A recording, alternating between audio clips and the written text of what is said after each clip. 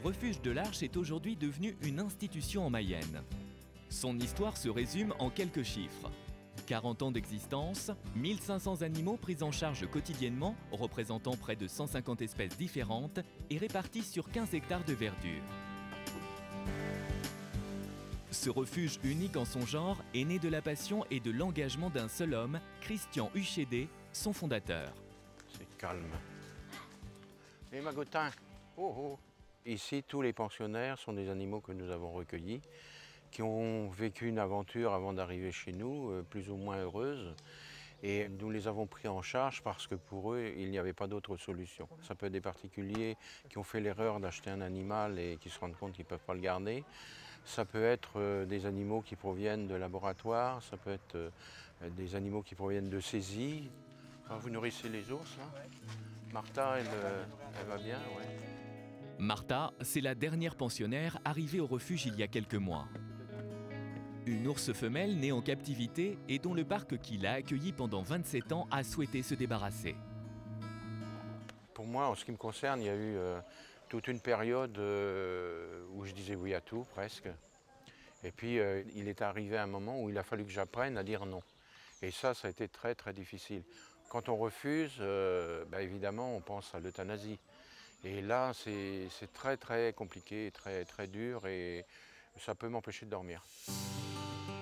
Christian n'a pourtant pas à rougir de ses 40 années passées au service de la protection animale. Et l'histoire est loin d'être finie. Pour preuve, ce tout nouveau centre de sauvegarde que son association vient de faire construire en marge du refuge. Les animaux de la faune sauvage locale sont ici soignés puis relâchés dès que leur état de santé le permet.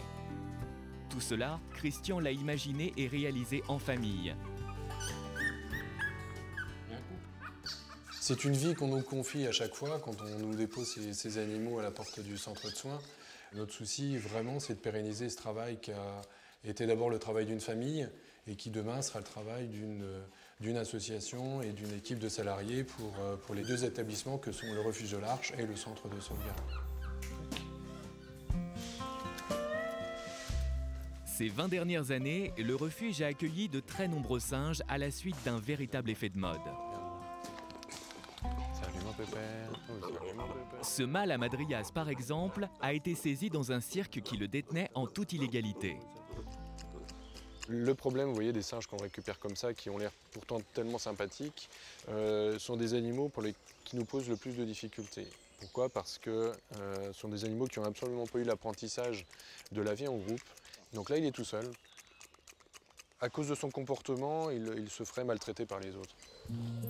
Depuis quelques jours, Yann est épaulé par Sarah, une jeune vétérinaire de 31 ans que le refuge a enfin eu les moyens d'engager. Elle déplore l'arrivée massive de ces nouveaux animaux de compagnie qui n'échappent pas à l'abandon. D'autant qu'un simple furet peut se révéler un véritable casse-tête pour une équipe de soigneurs. Les gens nous les laissent, mais ils ne se rendent pas compte de la difficulté derrière qu'on puisse faire des groupes homogènes dans des enclos parce qu'ils viennent de particuliers, ils sont habitués à vivre seuls.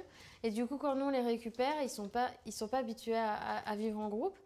Donc là, en l'occurrence, comme on en a deux qui nous posent souci, ce qu'on va faire, c'est qu'on a un nouvel enclos vide et on va essayer de mettre tout le monde à cet endroit-là, donc dans un terrain neutre, et ne pas incorporer les nouveaux arrivants dans l'ancien enclos qui peut provoquer des conflits à ce moment-là.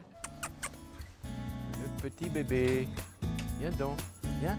C'est l'heure du dernier biberon pour ce jeune fan blessé par une débroussailleuse. L'occasion pour Christian de faire un bilan de son action depuis son tout premier passage dans 30 millions d'amis en 1976. Je n'ai aucune notion du nombre des animaux qui sont passés au refuge depuis 40 ans. C'est des milliers d'animaux fatalement et des dizaines de milliers même. Ça représente toute une vie, c'est vrai. Et bon, moi je suis très, très heureux d'avoir pu faire ça. Et ça a été une grande, grande richesse pour moi.